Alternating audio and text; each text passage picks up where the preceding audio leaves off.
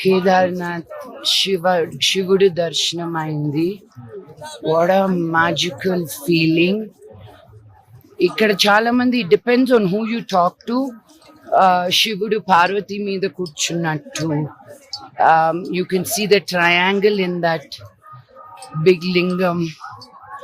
And పాండవులందరూ ఉన్నారు ఇక్కడ.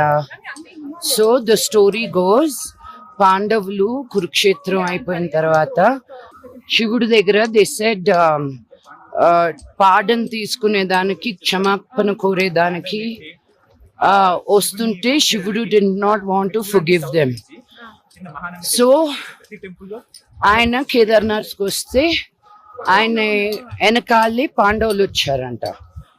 పాండవులు వచ్చి అండ్ శివుడు took the form of a bull. And so కనిపించకూడదు పాండవులు కానీ భీముడికి కనిపించాడంట ఆ బుల్.